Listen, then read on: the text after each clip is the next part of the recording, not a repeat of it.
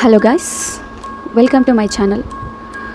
So ಇವತ್ತು ನಾನು ಹೇಳೋಕ್ಕೆ ಹೋಗ್ತಿರೋಂಥ ಒಂದು ಸ್ಟೋರಿ ಬಂದುಬಿಟ್ಟು, ಆಬ್ವಿಯಸ್ಲಿ ಇದು ಕೂಡ ಹಾರರ್ ಸ್ಟೋರಿನೇ, ಆದರೆ ಹಾರರ್ ಸ್ಟೋರಿ ಜೊತೆಗೆ ಒಂದು ಲೈಫ್ ಲೆಸನ್ ಕೂಡ ಕೊಡುತ್ತೆ ನಿಮಗೆ. ಓಕೆ, ಸೊ ಟೆಲ್ ಮೀ, ನಿಮ್ಮ ಲೈಫಲ್ಲಿ ನಿಮ್ಗೆ ಯಾವತ್ತಾದರೂ ಅಯ್ಯೋ ಈ ಒಂದು ಡಿಸಿಷನ್ ತೊಗೊಂಡಿಲ್ಲ ಅಂದಿದ್ರೆ ಬಹುಶಃ ನಾನಿವತ್ತು ಈ ಸ್ಥಿತಿಲಿ ಇರ್ತಾ ಇರಲಿಲ್ವೇನೋ, ಈ ಥರ ಬ್ಯಾಡ್ ಸಿಚುವೇಶನ್ ನನಗೆ ಬರ್ತಾ ಇರಲಿಲ್ವೇನೋ ಅನ್ನೋವಂಥ ಥಾಟ್ಸ್ ಯಾವಾಗಾದರೂ ಬಂದಿದೆಯಾ?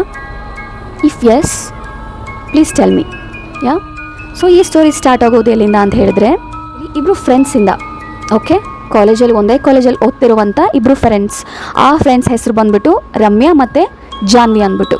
ಓಕೆ, ಸೊ ಇಲ್ಲಿ ಜಾನ್ವಿ ಸ್ವಲ್ಪ ಸ್ಮೂತು, ರಮ್ಯಾ ಬಂದ್ಬಿಟ್ಟು ಸ್ವಲ್ಪ strong. Okay, so obviously opposites attracts ಅಂತಾರಲ್ವ. ಸೊ ಇವರಿಬ್ಬರು ಆಪೋಸಿಟ್ ಇದ್ದರು. ಅವಳು ಸ್ಮೂತು, ಇವಳು ತುಂಬ ಸ್ಟ್ರಾಂಗ್, ಬೋಲ್ಡ್. ಸೊ ಹಾಗಾಗಿ ಇಬ್ಬರು ಅಟ್ರ್ಯಾಕ್ಟ್ ಆಗಿದ್ದರು ಈಚ್ ಅದರ್, ತುಂಬ ಕ್ಲೋಸ್ ಫ್ರೆಂಡ್ಸ್ ಆಗಿದ್ದರು. ಸೊ ಹೀಗಿರಬೇಕಾದ್ರೆ ಇವರಿಬ್ರಿಗೂ ಮ್ಯೂಚುವಲ್ ಫ್ರೆಂಡ್ ಬಂದುಬಿಟ್ಟು ಸ್ವಾತಿ ಅಂತ ಹೇಳ್ಬಿಟ್ಟು. ಮ್ಯೂಚುವಲ್ ಫ್ರೆಂಡ್ ಅಂದರೆ ರಮ್ಯಾಗೂ ಕ್ಲೋಸು, ಜಾನ್ವಿಗೂ ಕ್ಲೋಸು. ಓಕೆ, ಸೊ ಏನೇ ಇದ್ರೂ ಶೇರ್ ಮಾಡ್ಕೊಳ್ಳೋರು. It may be in social media also. ಇವಾಗಿನ ಟ್ರೆಂಡಲ್ಲೇನೋ ರೀಲ್ಸ್ ಶೇರ್ ಮಾಡೋದು, ಹೌದಾ, ಈ ಥರ ಎಲ್ಲ ನಡೀತಾ ಇದೆ ಅಲ್ವಾ, ಹಾಗೆ ಇವರಿಬ್ಬರು ಕೂಡ ವಾಟ್ಸಪ್ಪಲ್ಲೇ ಆಗಲಿ ಶೇರ್ ಮಾಡ್ಕೊಳ್ಳೋರು. ಸೊ ಹಿಂಗಿರಬೇಕಾದಾಗ ಒಂದಿನ ಈ ಮ್ಯೂಚುವಲ್ ಫ್ರೆಂಡ್ ಸ್ವಾತಿ ಇದ್ದಾಳಲ್ವ, ಅವಳಿಗೆ ಒಂದು ಅನ್ನೋನ್ ನಂಬರಿಂದ ಒಂದು ಮೆಸೇಜ್ ಬರುತ್ತೆ. ಓಕೆ, ಈ ಫಸ್ಟ್ಗೆ ಒಂದು ವಿಡಿಯೋ ಬಂದಿರುತ್ತೆ. ಜಸ್ಟ್ 30 ಸೆಕೆಂಡ್ಸ್ ವಿಡಿಯೋ ಅಂದ್ಕೊಳ್ಳಿ. Okay, more than that also ಆ ವಿಡಿಯೋ ಬರುತ್ತೆ. ಬಂದಮೇಲೆ ಅದನ್ನು ಏನಪ್ಪ ಇದು ಏನು ವಿಡಿಯೋ ಇರ್ಬೋದು ಅಂತ ಹೇಳ್ಬಿಟ್ಟು ಕ್ಯೂರಿಯಾಸಿಟಿನ ಡೌನ್ಲೋಡ್ ಮಾಡಿಬಿಟ್ಟು ಓಪನ್ ಮಾಡಿ ನೋಡ್ತಾಳೆ.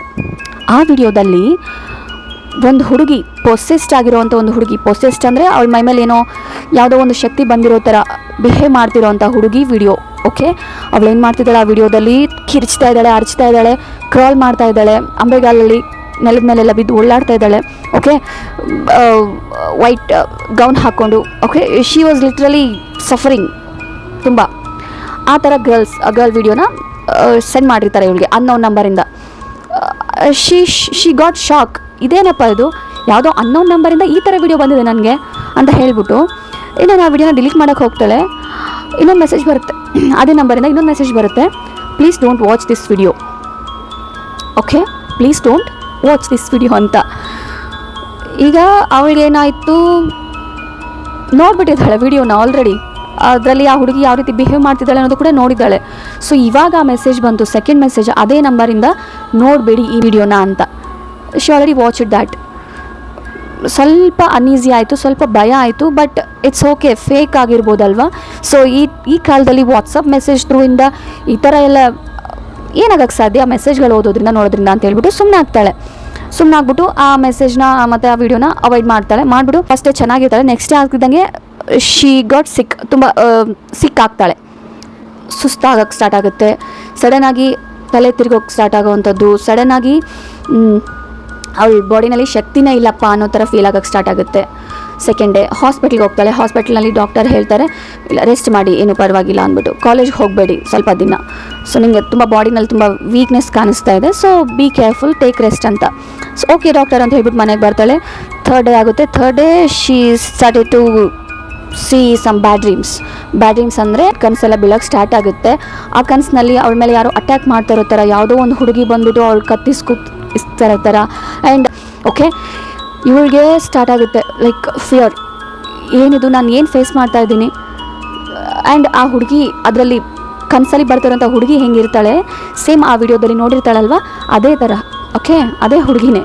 ಸೊ ಇವಳಿಗೆ ಅನ್ನಿಸ್ತು, ಓಕೆ ನಾನು ಸಿಕ್ಕಾಗಿರೋದಕ್ಕೆ ರೀಸನ್ ಬಂದುಬಿಟ್ಟು ಈ ವಿಡಿಯೋನೇ.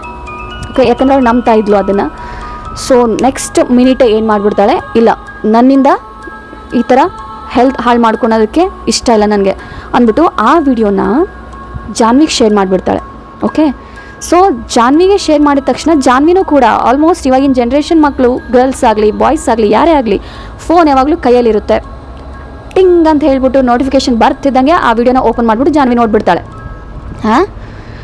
ಇದೇನಿದು, ಈ ಥರ ವಿಡಿಯೋ ಕಳಿಸಿದ್ದಾಳೆ ಈ ಸ್ವಾತಿ ಅಂದ್ಬಿಟ್ಟು. ಓಕೆ, ಸ್ವಾತಿ ಕಾಲ್ ಮಾಡ್ತಾಳೆ. ಮಾಡಿಬಿಟ್ಟು, ಏ ಸ್ವಾತಿ, ನಿಂಗೆ ಬುದ್ಧಿ ಇಲ್ವಾ, ನಿಂಗೆ ಗೊತ್ತು ನಾನು ಆಲ್ರೆಡಿ ತುಂಬ ಹೆದರ್ಕೋತೀನಿ ಅಂತ ಹೇಳ್ಬಿಟ್ಟು ಈ ಥರ ವೀಡಿಯೋಸ್ ನನಗೆ ನೋಡೋದಕ್ಕೆ ಆಗೋದಿಲ್ಲ ಅಂದರೂ ನಿನಗೆ ಗೊತ್ತು ಹೌದಾ. ಸೊ ಬೀಯಿಂಗ್ ಅ ಫ್ರೆಂಡ್ ನೀನು ಹೇಗೆ ಈ ರೀತಿ ಮಾಡಿದೆ ಹಾಂ, ಈ ಥರ ವೀಡಿಯೋ ನನಗೆ ಕಳಿಸ್ಬೇಕು ಅಂತ ನಿನಗೆ ಮನಸ್ಸಾದರೂ ಹೇಗೆ ಬಂತು ಅಂತ ಬೈತಾಳೆ. ಆಗ ಸ್ವಾತಿ ಹೇಳ್ತಾಳೆ, please please please Janvi, I am so sorry, ನನಗೆ ಬೇಕು ಅಂತ ಮಾಡಿಲ್ಲ, ನಾನು ನಾರ್ಮಲಾಗಿ ನನಗೂ ಯಾರೂ ಫ್ರೆಂಡ್ಸ್ ಇಲ್ಲ, ನೀನು ಮತ್ತು ರಮ್ಯನೇ. ಸೊ ಆಬ್ವಿಯಸ್ಲಿ ನನಗೆ ಅನಿಸಿದ್ದು ಯಾರಿಗೋ ಒಬ್ರಿಗೆ ಶೇರ್ ಮಾಡಬೇಕು ಈ ವಿಡಿಯೋನ, ಲೈಕ್ ಮಾಡಬೇಕು ಅನ್ನಿಸ್ತು ಮಾಡಿದೆ. ಒಂದು ಕೆಲಸ ಮಾಡು, ನೀನು ಅದನ್ನು ಇನ್ನೊಬ್ರಿಗೆ ಶೇರ್ ಮಾಡಿಬಿಡು, ನಿನ್ಗೆ ಏನಾದರೂ ಬ್ಯಾಡ್ ಫೀಲ್ ಆಯಿತು, ಏನಾದರೂ ಅನ್ನಿಸ್ತು ನಿನಗೆ ಆ ಥರ ಅಂದರೆ ಶೇರ್ ಮಾಡು, ಇದನ್ನು ಶೇರ್ ಮಾಡಬೇಕು ಆ್ಯಕ್ಚುಲಿ ಅಂತ ಹೇಳ್ತಾಳೆ. ಜಾನ್ವಿ ಹೇಳ್ತಾಳೆ, ನನ್ನೇ ನಿನ್ನ ಥರ ಅಂದ್ಕೊಂಡಿದ್ಯಾ, ಇನ್ನೊಬ್ಬರ ಜೀವನದ ಜೊತೆ ಇನ್ನೊಬ್ಬರ ಫೀಲಿಂಗ್ಸ್ ಜೊತೆ ಆಟ ಆಡೋದಕ್ಕೆ, ನಾನು ಇದನ್ನು ಯಾರಿಗೂ ಕಲಿಸೋದಿಲ್ಲ, ನಾನು ನಿನ್ನ ಥರನೂ ಅಲ್ಲ, I am going to avoid this ಅಂತ ಹೇಳ್ಬಿಟ್ಟು ಜಾನ್ವಿ ಏನು ಮಾಡ್ತಾಳೆ, ಅವಾಯ್ಡ್ ಮಾಡ್ತಾಳೆ. ಅದಾದಮೇಲೆ ಫಸ್ಟ್ ಡೇ ಅವಾಯ್ಡ್ ಮಾಡಿದ್ಮೇಲೆ ಚೆನ್ನಾಗಿರ್ತಾಳೆ. Second day she also started feeling same sick. Third day same bad dreams. But ಇವಳು ಇನ್ನೂ 2 ಡೇಸ್ ಬೇರ್ ಮಾಡ್ತಾಳೆ, ಇನ್ನೂ 2 ಡೇಸ್ನ ಸಹಿಸ್ಕೋತಾಳೆ. ಇಟ್ಸ್ ಓಕೆ, ಅದರಿಂದ ಏನೂ ಆಗ್ತಾಯಿಲ್ಲ ಅದು ಅಂದ್ಬಿಟ್ಟು. ನೆಕ್ಸ್ಟ್ ಫೋರ್ತ್ ಡೇಗೆ ಅವಳ ಮೇಲೆ ಅವಳ ಹಿಂದೆ ಮುಂದೆ ಯಾರೋ ಇರ್ತಿರೋ ಥರ, ಯಾರೋ ಪಕ್ಕದಲ್ಲಿ ಕೂತಿರೋ ಥರ ಪ್ರೆಸೆನ್ಸ್ ಫೀಲ್ ಆಗ್ತಾ ಹೋಗ್ತಾಳೆ. 5th ಡೇಗೆ ಡೇಂಜರಸ್ ಫಿಗರ್ಸ್ ಅವಳ ಮುಂದೆ ಬಂದು ನಿಂತ್ಕೊಳ್ಳೋಕೆ ಸ್ಟಾರ್ಟ್ ಆಗುತ್ತೆ. 5th ಡೇಗೆ ಓಕೆ, ಭಯಂಕರವಾದ ಫಿಗರ್ಸ್. ಸೊ ಆವಾಗ ಅವಳು ಮತ್ತು ಸ್ವಾತಿ ಕಾಲ್ ಮಾಡ್ತಾಳೆ, ಸ್ವಾತಿ ಏನಿದು, ನನಗೆ ಈ ಥರ ಏನಕ್ಕೆ ಆಗ್ತಾಯಿದೆ ನನಗೆ ಗೊತ್ತಾಗ್ತಿಲ್ಲ, ಐ ಥಿಂಕ್ ನೀನು ಕಳಿಸಿರೋ ಮೆಸೇಜಿಂದ ಏನಾದರೂ ಆಗ್ತಾ ಇದೆಯಾ ಅಂತ. ಆಗ ಸ್ವಾತಿ ಹೇಳ್ತಾಳೆ, ಎಸ್ ಜಾನ್ವಿ, ನೀನು ಫೇಸ್ ಮಾಡ್ತಿರೋ ಪ್ರಾಬ್ಲಮ್ಸ್ ಎಲ್ಲ ನಾನು ಫೇಸ್ ಮಾಡಿದ್ದೀನಿ, ಆದರೆ ನಾನು ಆ ವಿಡಿಯೋನ ಬೇಗ ನಿನಗೆ ಕಳಿಸ್ದೆ. But you are holding that video still ನಾವು 5th ಡೇ ಆದರೂ ನೀನು ಅದನ್ನ ಇಟ್ಕೊಂಡಿದ್ಯಾ. ಆಬ್ವಿಯಸ್ಲಿ ಆ ವಿಡಿಯೋದಿಂದ ಆ ವಿಡಿಯೋ ನಾನು ನಿನಗೆ ಶೇರ್ ಮಾಡಿದ್ಮೇಲೆ ಐ ಆಮ್ ಗುಡ್ ನಾವು, ಅದಕ್ಕೆ ನಾನು ಹೇಳ್ತಾ ಇದ್ದೀನಿ ಅದನ್ನು ಇನ್ನೊಬ್ರಿಗೆ ಶೇರ್ ಮಾಡು.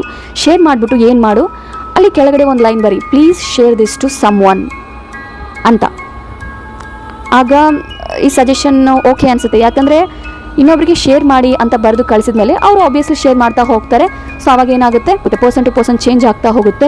ಆ್ಯಂಡ್ ಅವರು ಕೂಡ ಯಾರು ಇದರಿಂದ ಸಫರ್ ಆಗೋದಿಲ್ಲ, ಶೇರ್ ಮಾಡ್ತಾನೆ ಇರ್ತಾರೆ ಅದನ್ನು. ಸೊ ಓಕೆ ಅಂದ್ಬಿಟ್ಟು ಇವಳಿಗೆ ಸಡನ್ನಾಗಿ ನೆನಪಾಗೋವಂಥ ಫ್ರೆಂಡು, ಇವಳಿಗೂ ಯಾರೂ ಫ್ರೆಂಡ್ ಇಲ್ಲ, ಕ್ಲೋಸ್ ಫ್ರೆಂಡ್ ಅಂದರೆ ರಮ್ಯಾ.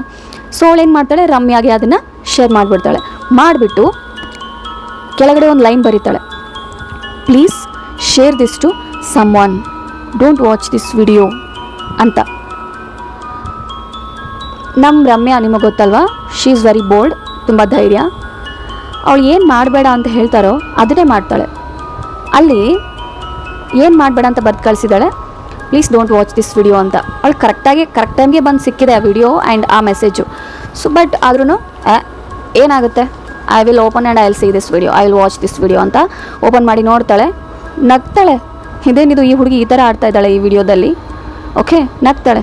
ಬಟ್ ಇನ್ನೊಂದು ಮೆಸೇಜ್ ಏನಿರುತ್ತಲ್ವ, please share this to someone ಅಂತ, ಅದನ್ನು ಅವಾಯ್ಡ್ ಮಾಡ್ತಾಳೆ. ಸೊ ಅದನ್ನು ಅವಾಯ್ಡ್ ಮಾಡಿಬಿಟ್ಟು ಶೇರ್ ಮಾಡಿಲ್ಲ ಅಂದರೆ ಏನಾಗುತ್ತೆ ಅಬ್ಬಬ್ಬಾ ಅಂದರೆ ಅಂತೇಳಿ ಬಿಡ್ತಾಳೆ.